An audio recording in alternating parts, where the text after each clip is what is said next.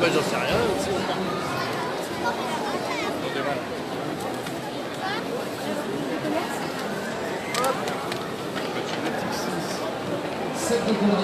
Cette coloriage à gagner auprès de Loire Alain. Bonjour les amis, Gilets jaunes constituant du 93, Gilets jaunes constituant du 92.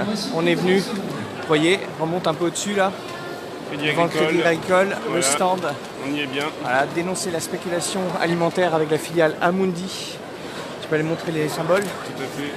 Là. On a mis les beaux logos.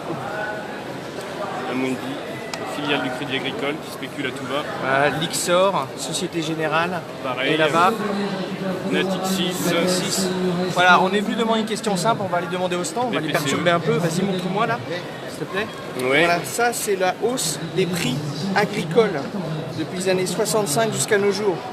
Vous voyez, le yo-yo, l'augmentation des prix avec les émeutes de la faim en 2011, en 2008, la volatilité des prix sur les marchés agricoles. Source FAO. INSEE, pardon, excusez-moi. Donc, merde, je me trompe de cours. Oh là là, c'est les joies du direct. Excusez-moi. C'est ça que je voulais montrer. Voilà. Ça, c'est les produits agricoles. Source FAO, 1990-2013. Vous voyez? Donc, on est venu demander pourquoi ça varie. Pourquoi ça varie? Qu'est-ce qui provoque ça? Qu'est-ce que c'est que ce délire? C'est quoi ce délire? Faut leur poser la question. Oui, oui. Voilà, cet éclairement, ce sera bien gagnant, je pense. C'est pour un responsable ou une responsable. C'est pour C'était comprendre combien? comment les prix agricoles... Il a annoncé, récupère auprès de Personne? Bonjour. Vous êtes monsieur Yves Perrier, le président de Amundi, qui spécule sur l'alimentation? Bon, parce que c'est détenu à 75% par le Crédit Agricole, Amundi. Qu'est-ce qui explique l'augmentation et la baisse des prix agricoles? Mais c'est qui le responsable? Il n'y a jamais de responsable, monsieur? Et voilà, félicitations. Merci. Moi, qui c'est le pas moi, responsable? je cherche qu'au bonbon. D'accord. On va demander au monsieur là. Ouais.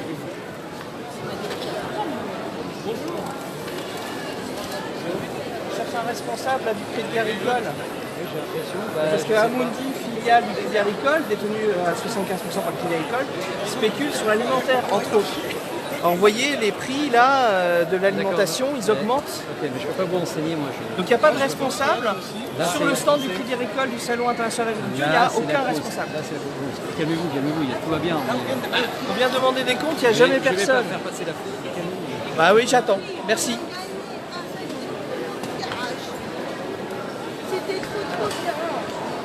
Vous avez entendu, il n'y a pas de responsable, donc il va se renseigner, on va voir.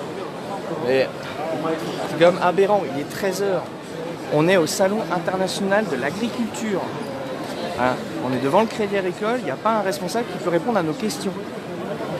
Bonjour citoyens, bonjour citoyennes. Vous avez vu, ça c'est l'augmentation des prix de l'alimentaire, selon le FAO, qui est donc l'ONU. Et on est venu demander au Crédit Agricole comment ça se fait que les prix de l'agriculture augmentent et baissent, comme ça. La spéculation. C'est pas uniquement des banques, mais c'est notamment des fonds de placement, fonds de spéculation, tous les acteurs qui spéculent sur les produits alimentaires, sur les produits directs qui touchent notamment les agriculteurs et les consommateurs. Donc voilà, nous on est venu dénoncer ça, considérant qu'il faut absolument que les États interviennent pour arrêter cela. Et voilà, on vient devant le crédit agricole, qui n'est pas le seul responsable, mais qui en France est quand même, disons, en grande partie responsable de la spéculation et de la variation des prix de façon arbitraire. Voilà. Donc on veut nourrir la planète. Pour ça, il faut que les denrées alimentaires ne soient pas des denrées sur lesquelles on peut spéculer. Alors, je suis Sébastien Drochon. Je suis un gilet jaune de Solidarité et Progrès, tout simplement. Mais de rien. Avec leur mère. De rien.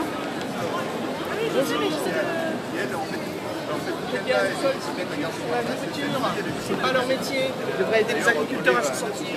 Il est plus voir effectivement du côté de la défense. Et d'ailleurs, quelqu'un de là-bas m'a regardé en me disant ah oui, mais les salles de marché, elles sont pas exactement là, elles sont à côté dans un bâtiment où il n'y a pas de logo. Ce qui en fait est très intéressant à savoir. D'accord. Ils se cachent. Ils veulent faire leurs petites bêtises discrètement. Apparemment, effectivement, les gens ont- Leurs actions criminelles. Ça devrait être interdit. Ça devrait être interdit. Ouais, ouais. Donc, effectivement, finalement, les agriculteurs ne peuvent pas rouler.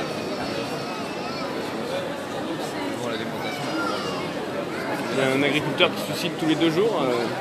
Il y a un agriculteur qui se suicide tous les 2 jours et puis eux, ils continuent à s'amuser sans gêne. Ah ouais, moi je vais passer dans Et ils viennent au salon en essayant de faire croire qu'ils sont là pour les agriculteurs. Interdit et mondialement, moi, ça devrait pas être interdit. En France, ça devrait pas. Après, c'est d'avis. Ah, moi, je soutiens complètement. Voilà, c'est intéressant d'avoir cet avis. Là, en fait, on est même nous-mêmes. Bon courage. Merci, merci. J'ai mal au pied. La question. Donc voilà, en 2008 notamment, il y a eu les émeutes de la faim en Égypte, ailleurs, à cause de ces gens-là. Et puis là, ils ont un beau salon, un beau stand.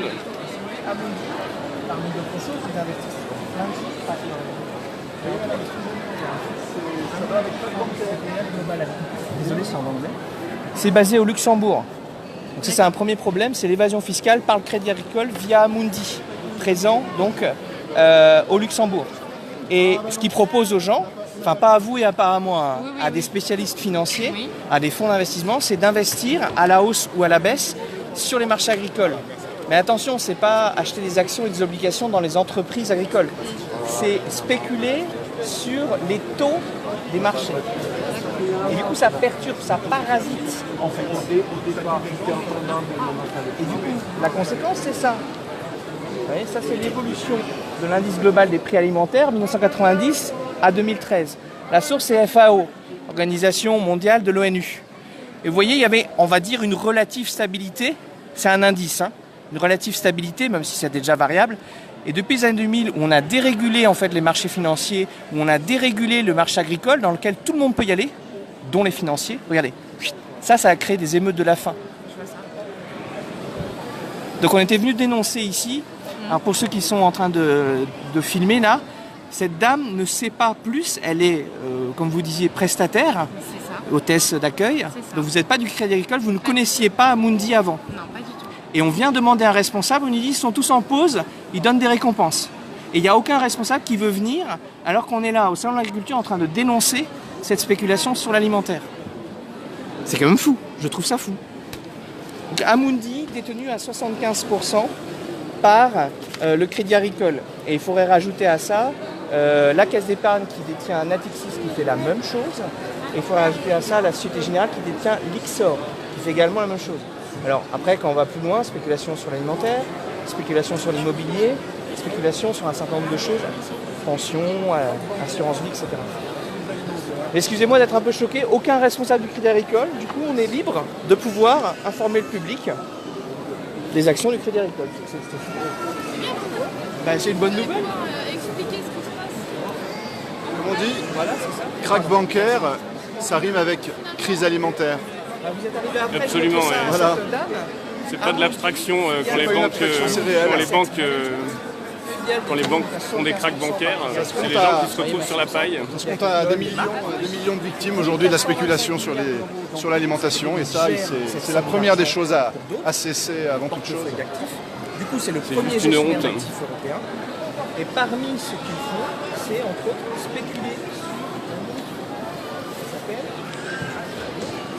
Spéculer sur la bouffe, c'est ouf. Désolé, c'est en Non, anglais. pour lui, c'est Amundi normal. Fund CPR Global Agriculture. Sur les marchés agricoles.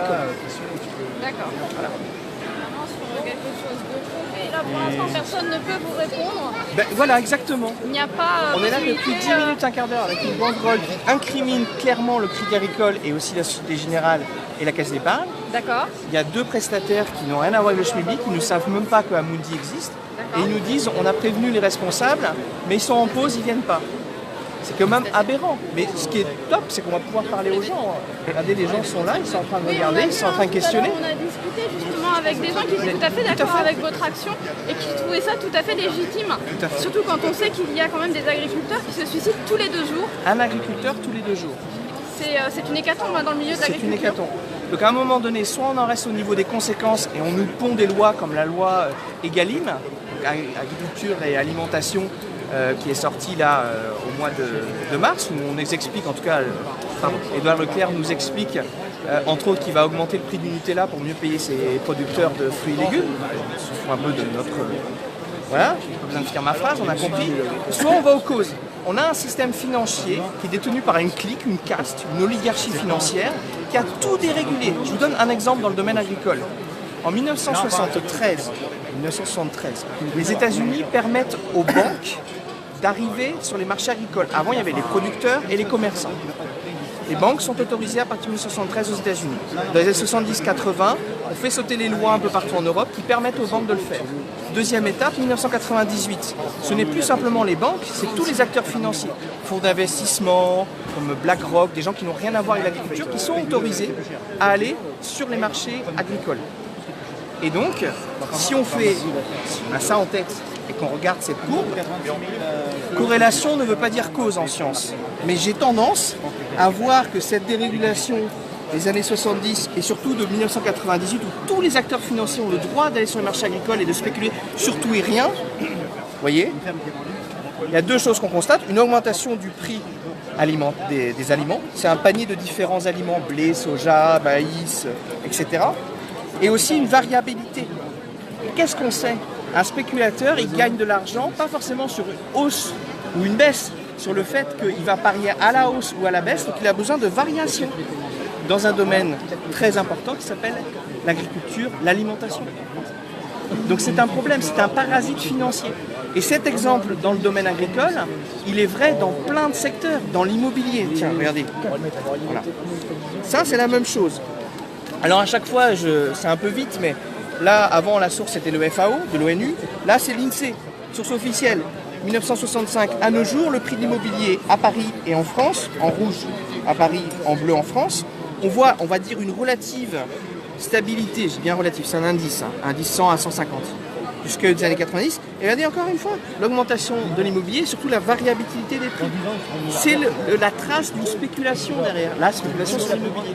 Et donc là, c'est vraiment les petits agriculteurs qui vont souffrir de ce genre de choses, qui trinquent et tous les jours, parce qu'au final, c'est ça. Ils ont besoin de vivre et ils sont obligés de vendre leurs produits, souvent moins chers. Voilà. Mais les gens qui achètent ces produits les vendent plus cher. Voilà. Alors parlons de solutions. Il existait un système après-guerre où ils avaient réfléchi au fait qu'on prend le prix de production en compte.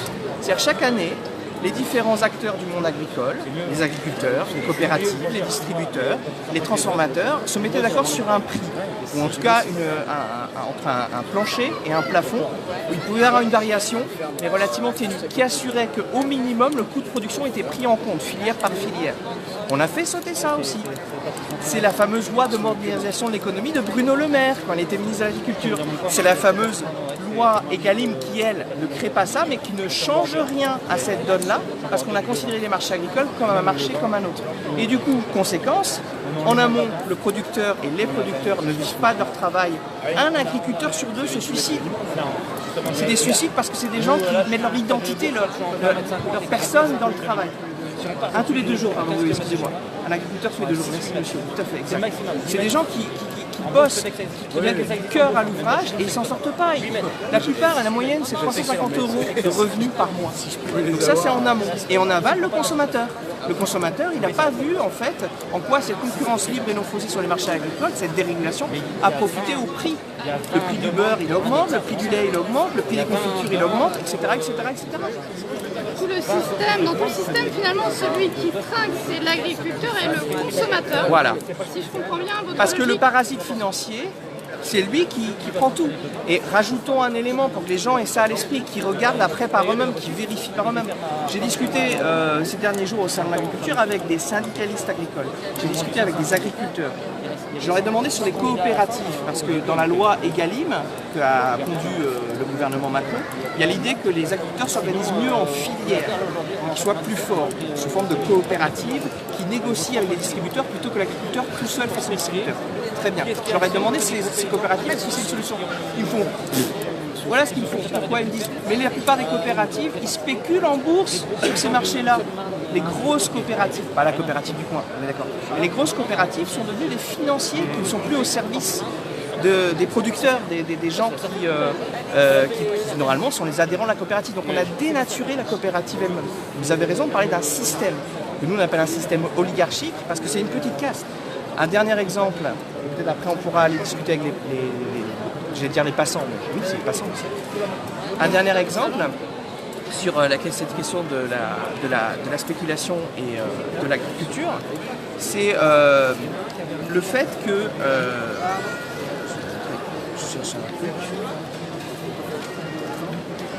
donc je vous parlais tout à l'heure Amundi Crédit Agricole, donc toujours pas de responsable. Hein. Dans 10 minutes de responsable. Ah enfin. Voilà, il va pouvoir me répondre par des éléments de langage à ce que je dis. Ça c'est Amundi, donc Fund CPR Global Agriculture. Regardez bien, LU comme Luxembourg. Donc cette filiale du Crédit Agricole détenue à 75%, je le rappelle, est basée au Luxembourg. Donc le droit de Luxembourg, donc les impôts au Luxembourg. Est-ce que j'ai besoin de conclure ma phrase en disant que c'est un paradis fiscal ou tout le monde a compris? Voilà. Donc en plus de faire de la spéculation au détriment et du producteur et du consommateur et engager un bénéfice de manière artificielle en spéculant à tout va, à la hausse et à la baisse, en plus ils ne payent pas leurs impôts en France, ces gens-là. Je redonne parce que je m'arrêterai là parce que je pense que les gens ils puissent aller voir par eux-mêmes ensuite. Je redonne les chiffres de gestion d'actifs d'Amundi. Quand on parle de droits luxembourgeois et de gens qui ne payent pas leurs impôts, ou très peu d'impôts, on parle d'une somme d'argent importante. Alors c'est pas un argent qu'ils ont en capital propre, hein. Ils gèrent cet argent-là pour d'autres. Donc voilà, je remonte. Droit luxembourgeois, Amundi Luxembourg SA, société de Amundi Group, détenue à 115% par le Crédit Agricole. D'accord. Je crois que les gens, il faudrait qu'ils regardent ça, et je crois que surtout les agriculteurs devraient eux-mêmes, comme nous on vient de faire là, dénoncer en fait. Dénoncer. C'est pratique. Vivre au quotidien, voilà. finalement, cette pratique-là qui insiste pour un système à spéculer financièrement dessus, donc à se faire de l'argent sur des gens qui travaillent 7 jours sur 7, il faut le rappeler, 24 heures sur 24, qui sont tout le temps au chevet des animaux, qui finalement arrivent à la fin du mois avec, même pas toujours à la fin du mois, hein, mais qui arrivent à vivre avec 300 € par mois, à ce que vous m'avez dit. C'est la moyenne, 350 € de revenus. 350 € de revenus, sachant dans ces conditions que la majorité du temps, la deuxième personne travaille aussi à l'extérieur. Oui. Ce qui est très compliqué quand on a des enfants, hein, il faut l'avouer, hein, dans le quotidien. Mon propre cas, mon beau-frère est agriculteur légumier dans le Finistère Nord. Ils produisent des produits extrêmement de qualité. Heureusement que ma sœur, qui est aide-soignante à côté, aussi apporte une contribution pour faire vivre l'ensemble de la famille. Et du coup, ça pose des questions par rapport à leurs 2 enfants. C'est bon, ça pose ces questions-là. Donc c'est un système qui utilise cet argent de manière spéculative avec des agriculteurs. Leur travail, c'est fini leur travail.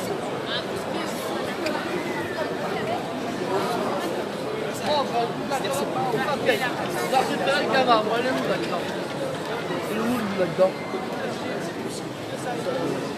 Il a des pêches, c'est pas des révolutionnaires. Oui, mais au conseil, ils n'ont pas de triple.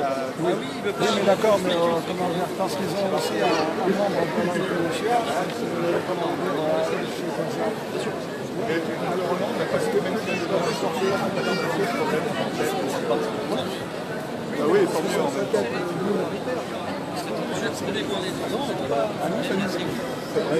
Nous-mêmes, ça nous étonne parce que là, la députée disait, mais moi je croyais qu'en 5 minutes, on allait se faire éjecter. En fait, On n'y va. ça aurait été un coup pour les politiques menées. Donc nous sommes bien au Salon international de l'agriculture, devant le stand du Crédit Agricole, qui est venu essayer d'expliquer qu'il est là pour aider les agriculteurs, alors qu'en fait ils spéculent sur le fruit de leur travail. Leur travail, c'est de nourrir les gens. Et eux, ils n'ont pas de quoi se nourrir eux-mêmes en plus. Ils sont sur la paille.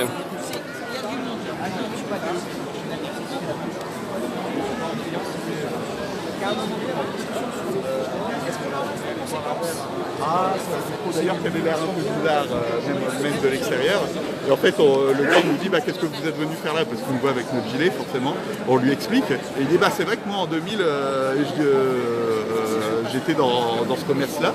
Et en fait, à HSBC, c'était très facile de leur refiler de l'argent, d'avoir des cartes bleues. Et ils ne posaient pas de questions, les mecs, sur l'origine du liquide, du cash.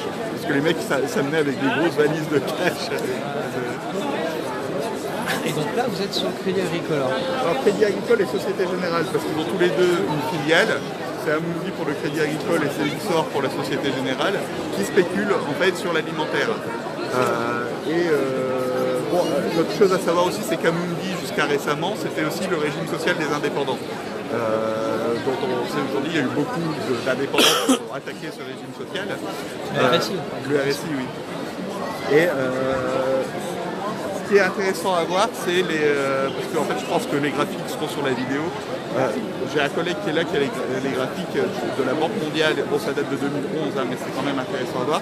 La spéculation sur l'alimentaire, ça fait pas trop de dégâts quand il n'y a pas de crise. Par contre, une fois qu'il y a eu la crise de 2008, les prix se sont mis à fluctuer au niveau mondial, du simple au quadruple ou quoi que ce soit.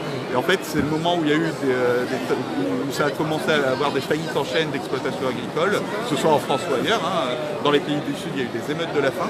Et ce qui a créé les conditions des différentes révolutions arabes, etc., en Égypte, etc., c'était essentiellement ça, parce que les gens n'arrivaient plus à vivre de leur production. Et les dirigeants, en fait, comme on leur disait, comme les dirigeants démocrates ou non d'ailleurs, on leur disait mais c'est rien, c'est les marchés, les mecs, ils n'y touchaient pas en fait. Et du coup, pourquoi le Crédit Agricole alors en particulier? Alors pourquoi le Crédit Agricole? Déjà, moi c'est ma banque, je suis au Crédit Agricole. Alors c'est pas moi qui ai choisi, j'avoue. Le Crédit Agricole en même temps c'est quand même justement censé être l'agriculture au départ. Oui, c'est censé aider les agriculteurs. C'est censé être une banque qui aide les agriculteurs. Ils les aident d'ailleurs. C'est pour ça que je vous demande pourquoi vous êtes. Par rapport au discours qui est écrit là. Il faut aussi, mais à côté de ça, faire ça d'un côté et à côté avoir une filiale qui elle spécule sur l'alimentaire. Ils ont quand même, comme toutes les banques de toute manière, pas des politiques très aidantes en fait envers leurs clients quoi. Donc c'est pas très. En fait, c'est juste par rapport au slogan qui est là, non à la spéculation sur l'alimentation, je voulais savoir dans quelle mesure... Parce que justement, le Crédit Agricole spécule beaucoup sur la nourriture. Donc là, ils sont dans leur domaine de la nourriture. Par quel biais ils spéculent? Donc notamment, on a mis le logo là, de l'autre côté de la banderole, la filiale Amundi, qui est le plus gros gestionnaire d'actifs européens. Donc qui est une énorme boîte qui a son siège derrière la gare Montparnasse à Paris. Et donc ils spéculent allègrement sur la nourriture. Vous avez des éléments factuels sur cette spéculation? Oui, on a beaucoup d'éléments factuels justement. On a des petits graphiques, on a des chiffres qu'on a amenés là-bas. Et puis eux, sur leur site, vous pouvez trouver en fait. Oui, parce qu'ils se cachent même pas. Ils se cachent pas, oui. Après, ils s'en vantent pas auprès de tout le monde, mais sinon c'est public quoi. Parce que les marchés financiers, ça a été apporté comme quelque chose qui était vertueux. Au fur et à mesure, on a dérégulé, pas que pour le Crédit Agricole, mais dans les années 80, on a dérégulé tous les marchés financiers en disant que ça allait faire mieux circuler l'argent et que du coup, ça allait permettre d'être vertueux. Si plus l'argent circule, plus l'économie va profiter, plus tout le monde va avoir du travail. C'était censé être ça, quoi. C'est comme en 84 aussi, on a séparé les banques, on a mélangé les banques entre celles où il y a l'argent des gens et des entreprises et celles où il y a la spéculation. Avant, c'était interdit de faire les deux à la fois. Et quand ils ont tout mélangé, c'était en disant, en mélangeant, ça va justement permettre c'était ça quoi, ça va permettre d'être plus dynamique. Donc c'est vachement dynamique, ça nous a amené au crack bancaire de 2008.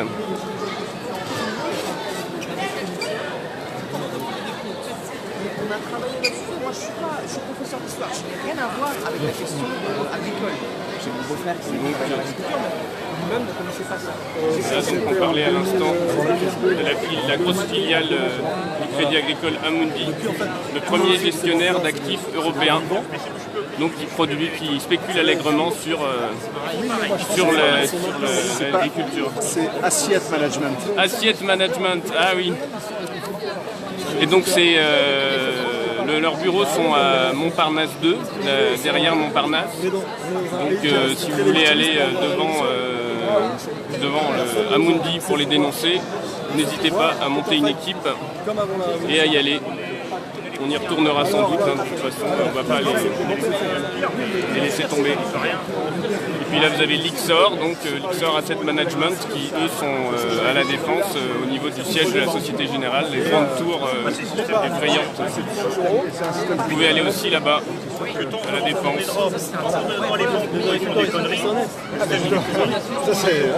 Ça c'est le problème, c'est comment à un moment donné l'État reprend son rôle de réglement, qui réglemente le système bancaire. L'État aurait dû dire à la banque, on vous libéralise, on prend à notre compte et puis tout le point.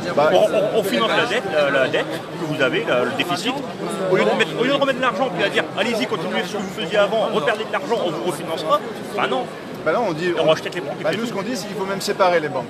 Il faudrait virer tout ce qui est spéculatif. Par exemple cette partie-là, on la vire et on dit aux banques maintenant vous êtes en train vous devez faire du crédit mais aux producteurs, aux consommateurs, mais dans des conditions où on vous arrêtez de spéculer. Oui, d'accord. Et nous, toute la question derrière, c'est comment on reprend le contrôle, notamment même de la monnaie. C'est-à-dire qu'il faut une banque nationale. Je suis d'accord avec ça. Bah, prenez un tract. Non, non. Je suis d'accord avec vous, mais okay, pareil, je vais pas le dire. Bonne journée. En tout cas, moi j'ai trouvé l'issue de secours là. Pour Amundi, là c'est derrière là. Vous voyez, c'est là-bas. On va tirer la chasse et les spéculateurs, au revoir. Bon, on va les reconvertir quand même. On va les reconvertir dans l'agriculture, ça sera quand même plus utile. Tu veux encore gaspiller de l'eau? Ah. Faut les mettre dans les toilettes sèches.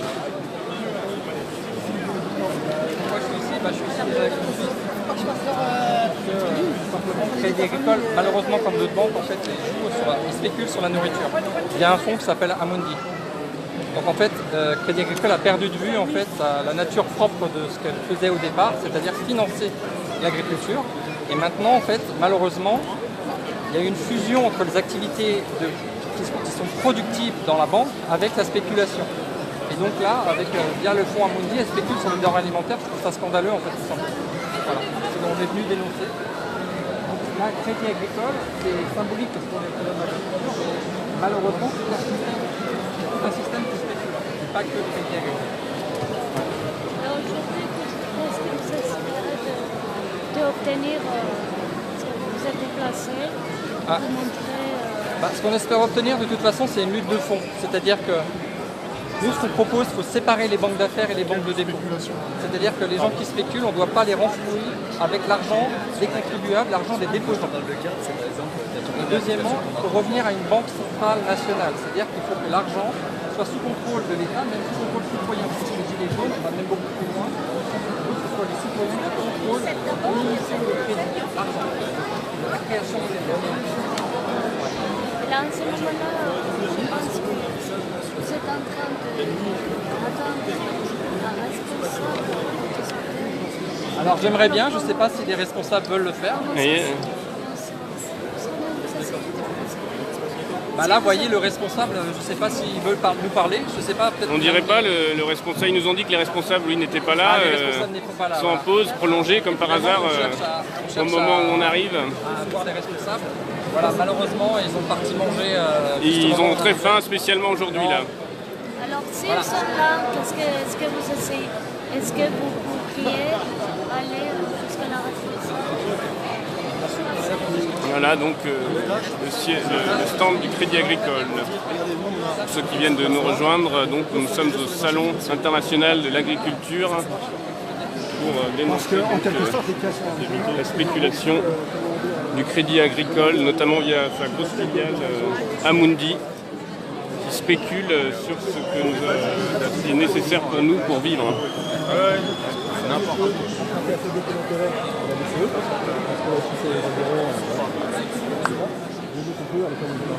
parce qu'on a cette solidité. Alors c'est l'argument, les banques françaises sont solides, regardez, en fait elles ont une base pour justifier qu'elles empruntent à presque rien l'argent.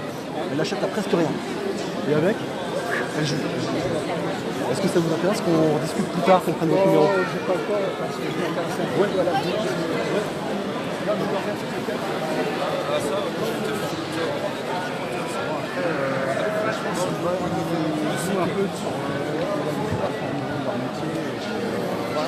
Ils font ça avec tous les métiers. Moi je suis aide-soignant et en fait les métiers du paramédical ils font exactement pareil. C'est-à-dire ils jouent sur le fait que les gens aiment leur métier et aiment les gens pour pouvoir leur imposer des trucs. Parce qu'en fait par exemple un infirmier ou un aide-soignant il ne fait pas durablement grève aujourd'hui par exemple. Parce qu'il ne peut pas, parce qu'il sait que ça peut plus techniquement ça tuera des gens. Et donc du coup. Moralement il ne le fera pas. Moralement il ne le fera pas. Et donc il sait que ça emmerdera personne. Il sait qu'il ne peut pas aller, qu'il a une limite dans ce qu'il peut faire pour défendre ses revendications. On l'a vu dans différents hôpitaux, ils ont été obligés de faire de grève de la faim, notamment en Normandie, pour dénoncer les conditions dans lesquelles sont internés des gens en hôpitaux psychiatriques, si je me souviens bien. Voilà, c'est terrible, mais effectivement ces gens-là sont obligés d'essayer de lutter à leur façon, mais moralement, il y a un moment donné où ils sont obligés de reprendre le travail. Et c'est sur cette usure, finalement, qu'aujourd'hui, l'État, si je puis dire, ou en tout cas certains systèmes ainsi exploitent les gens. Exactement ça. Il y a une faute sur la moralité des gens pour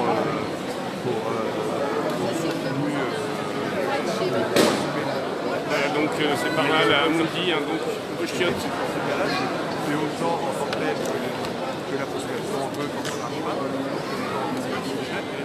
Il n'y a plus personne sur le stand, étrangement.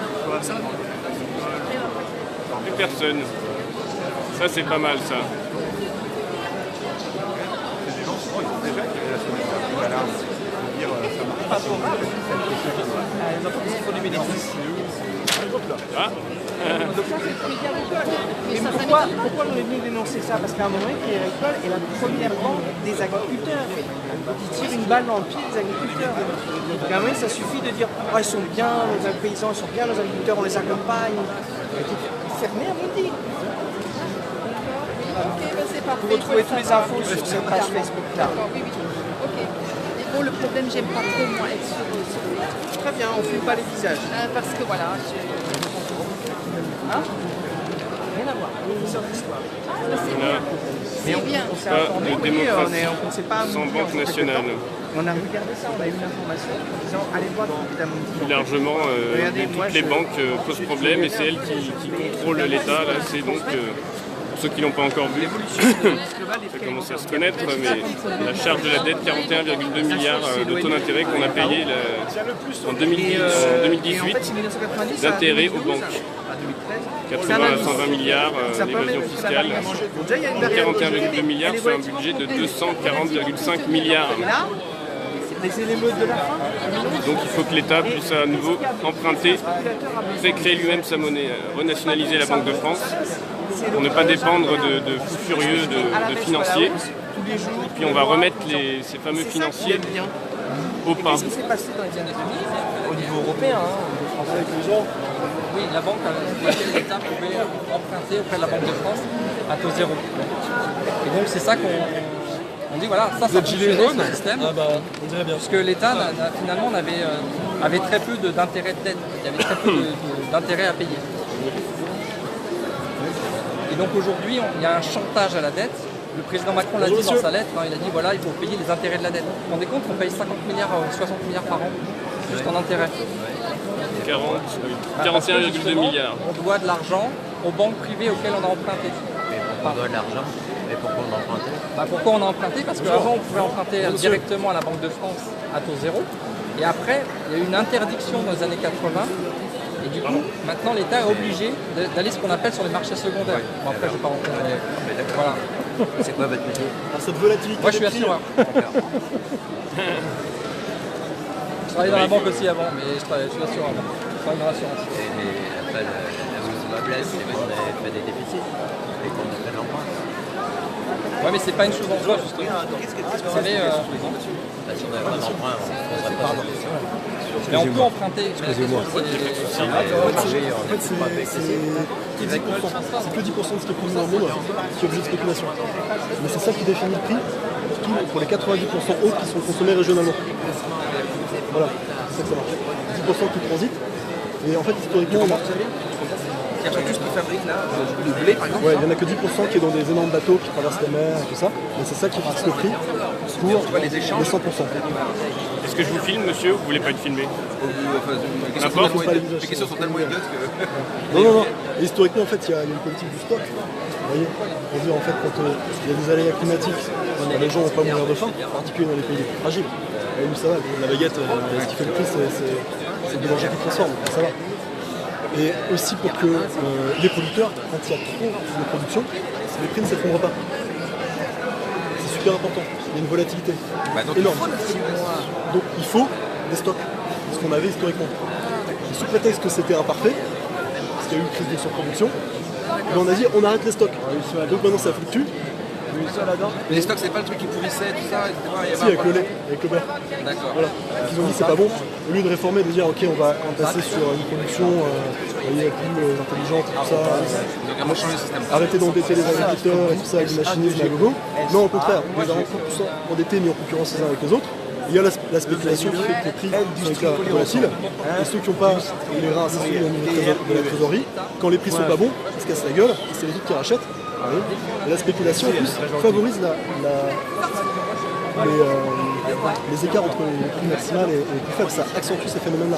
Ça aggrave la faim et ça aggrave les dépôts de bilan, quoi. Les faillites des agriculteurs.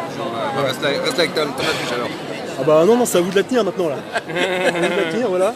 On va se faire le... Vous savez tout. Je vais boire un café et je compte sur vous quand je reviens. C'est quelqu'un d'autre, c'est-à-dire que vous avez recruté quelqu'un d'autre. On vous laisse un tract. Le tract ici, là, tiens.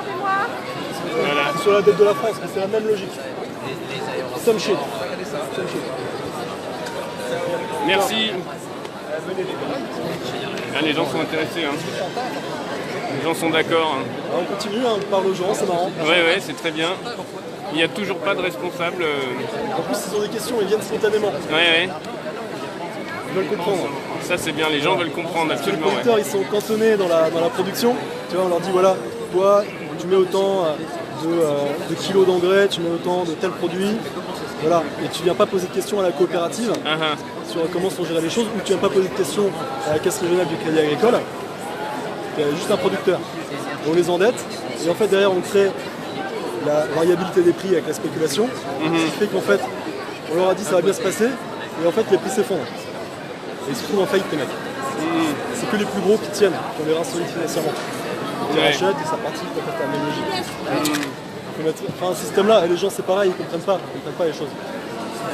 Il y a quand même beaucoup de plus en plus de gens qui creusent, quoi, qui cherchent à comprendre, qui de plus en plus... Alors, en plus dans les pays du Sud, nos amis dans les pays du Maghreb, en Afrique et autres, eux sont très concernés parce que c'est leur estomac qui est mis en cause quand les prix sont trop forts. Oui. Donc, je pense que c'est intéressant d'aller discuter aussi avec ces gens-là. Ils ont devant l'ONU à Paris. Tout à fait, oui. Discuter avec les délégations de ces pays-là, ou dans les ambassades, discuter avec les délégations de ces pays-là. Tout à fait, oui. Ils sont touchés stratégiquement par ça. Donc c'est un combat mondial. Tous les peuples doivent s'unir. Là, il y a eu l'équipe qui est allée devant l'usine qui fabrique les francs CFA aussi. C'est un problème mondial. Ouais.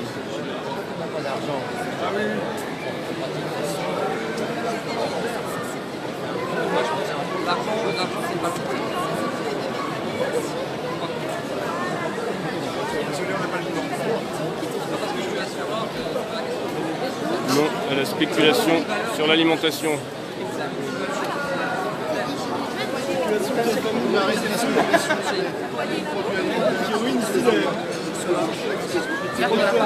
Allez-y. Alors un petit message? Non, pas de petit message. Le petit message, c'est que ça se passe relativement bien. Il y a quand même un certain intérêt. C'est vrai que quand on a une extinction de voix, c'est pas facile de passer un petit message, oui. On n'est pas sûr de faire une phrase sans tousser en deux. Je te laisse tranquille alors.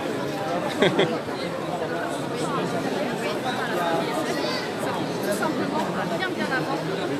Ça fait des années qu'il y a des millions d'euros qui passent derrière la frontière. Exactement. Qui se... comment il s'appelle? C'est Denis Robert qui avait déjà dénoncé quelque Bonjour. chose avec l'affaire. Alors qu'est-ce que vous en pensez de ce tract? Alors là, c'était pas directement sur la spéculation sur les Vous êtes qui? Moi, je suis un gilet jaune de Seine-Saint-Denis. Ah oui, oui, ben moi, je l'ai pas mis pour... Aujourd'hui, en fait, Vous avez raison, ouais. Comme je tiens à la caméra, j'ai pas pris le temps de mettre mon gilet, vous avez raison.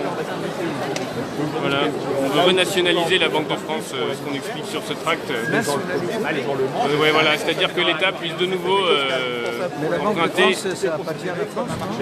La Banque de France, en fait, elle appartient, elle a un statut, elle est à 100%, l'État français est le premier actionnaire de la Banque de France, enfin 100%, quoi, l'unique actionnaire même. Mais par contre, elle a un statut qu'ils ont inventé spécialement pour elle dans les années 80 ou 90. C'est un statut qui s'appelle sui generis. Par lui-même, ou je sais plus, c'est du latin, c'est un statut, son statut propre, unique. Et en fait, le statut, c'est que l'État n'a aucun ordre à lui donner, elle n'a aucun compte à rendre à l'État, elle fait totalement ce qu'elle veut. Donc l'État est juste là pour payer en fait les locaux. Sinon, après, la Banque de France, elle est indépendante. Et puis, elle fait partie de la Banque centrale européenne. Et la Banque centrale donc prête uniquement aux banques privées, qui a des taux assez bas en ce moment, et puis qui, elles, reprêtent aux États à des taux plus ou moins élevés selon ce qu'ils veulent. En ce moment, les taux d'intérêt de la France ne sont pas trop élevés, mais dans les années 80, ils étaient très élevés. Donc on paye aujourd'hui les taux d'intérêt des années 80.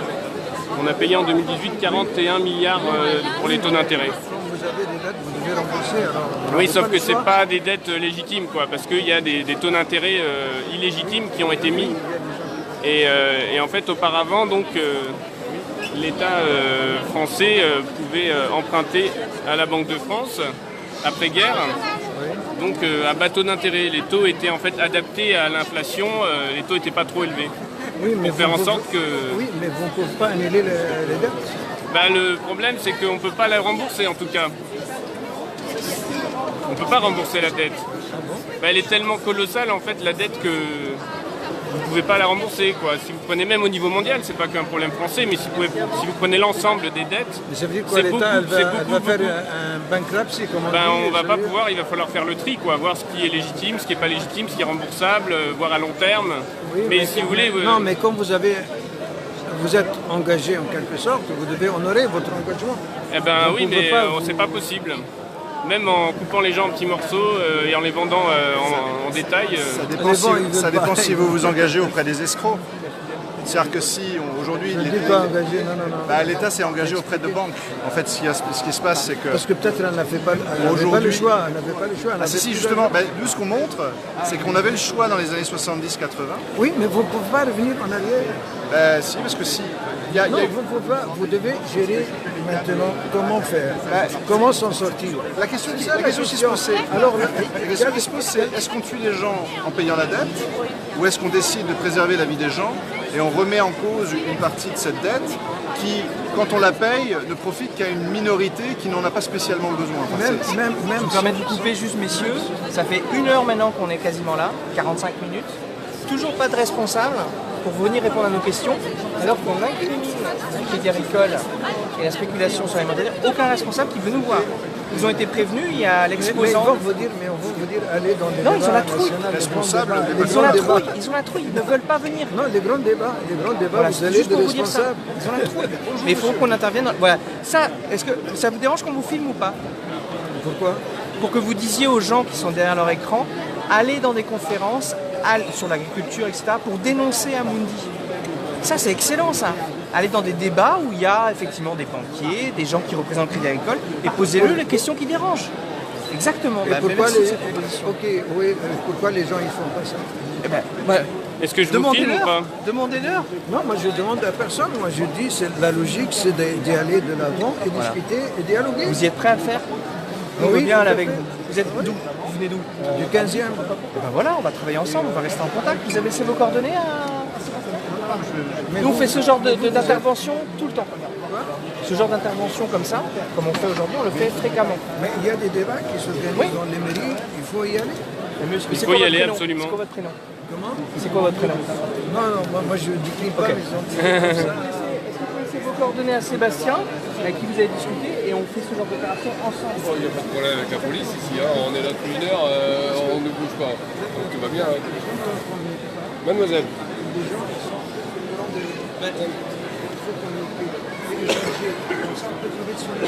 Tout à fait. Sans la communication, il y a qui va se passer. Tout à fait. Il ne faut pas simplement constater. On est d'accord. Alors je vais appeler justement les internautes qui sont derrière leur écran à l'action, comme vient de dire ce monsieur. Il ne faut pas juste être dans le constat, il faut vraiment former des équipes. Donc si vous êtes dans le 92, vous avez Antoine et un certain nombre de gens qui vont former les Gilets jaunes constituants 92. Si vous êtes dans le 93, vous pouvez prendre contact avec Clément, avec moi, avec Benjamin également qui est d'Épinay-sur-Seine et Van Tan également qui est de Bondy, qui ont été voir HSBC. Prenez contact avec nous, sinon dans les autres départements, faites des équipes, montez des équipes. Donc là, je crois qu'on va s'arrêter là parce que vous avez pu avoir une idée de tout l'impact qu'on a pu créer, des discussions dans tous les sens. Moi, j'ai discuté avec des jeunes agriculteurs, j'ai discuté avec des simples passants, des fils et des filles d'agriculteurs, etc. Donc ça fait quasiment 45 minutes qu'on est là, aucun responsable du Crédit Agricole. Donc ça, c'est la mauvaise nouvelle, c'est qu'il n'y a personne quand on demande des questions simples sur la spéculation alimentaire, sur le système financier tel qu'il fonctionne, sur cet oligarchisme puant qui va déterminer le prix de ce que l'on mange, donc il n'y a personne. La bonne nouvelle, c'est qu'on peut discuter avec les gens, on peut informer, on peut sensibiliser, on peut créer les conditions en fait où demain on soit sans équipe à faire ça. Donc si vous êtes client du Crédit Agricole, cette semaine vous allez demander au directeur ou à la directrice de l'agence sur Amundi. Vous leur dites j'ai appris ça, c'est vrai, vous les embêtez en fait. Voilà. On compte sur vous. Les Gilets jaunes constituants du 92 et les Gilets jaunes constituants du 93 comptent sur vous. Voilà, merci à vous. On compte sur vous, absolument. Montez des équipes, tenez-nous au courant, on se met en contact, on continue, on lâche rien.